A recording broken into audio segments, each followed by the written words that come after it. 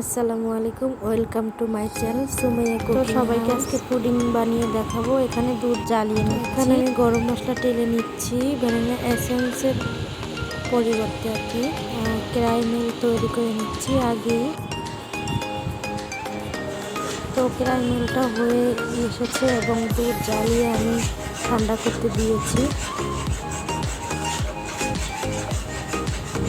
তো ক্যারামেলটা আমি ঢেলে নেব সেট করার জন্য। ঢেলে নিয়েছি।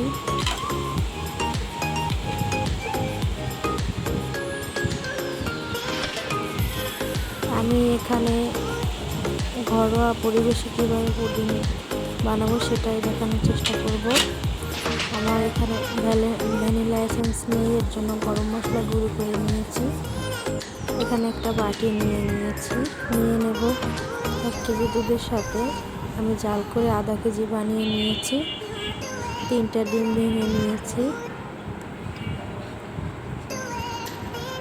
তো এখন আমি ডিমগুলোকে কেটে নিয়েছি এবং এখানে পরিমাণ মতো চিনি দিয়ে দেব। আমি চিনিটা কম দিয়ে নিয়েছি পরিমাণে। আপনারা যে যতটুকু খান ততটুকু ইউজ করে নেবেন। তো এখানে সেই গরম মশলার গুঁড়োগুলো দিয়ে দিচ্ছি যেন ডিমের গন্ধটা না আসে। আমি এখানে ভ্যানিলা এসেন্সের জন্য ইউজ করতেছি। তো এখানে আমি দুধ দিয়ে দিলাম, সেই জাল করা দুধ। ঠান্ডা করে নিয়েছি দুধগুলো।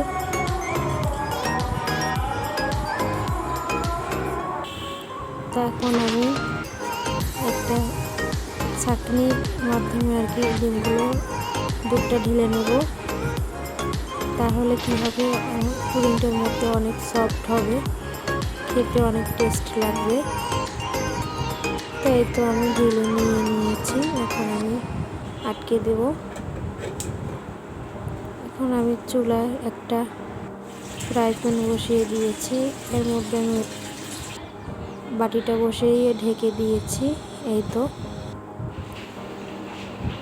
তো আধা ঘন্টা পরে আলহামদুলিল্লাহ আমার পুডিং হয়ে গিয়েছে। তো আমার পুডিংটা হয়ে গিয়েছে। আমার চ্যানেলের ভিডিওগুলো যদি আপনাদের ভালো লাগে তাহলে like, comment, share and subscribe করে দেবেন। আল্লাহ হাফেজ।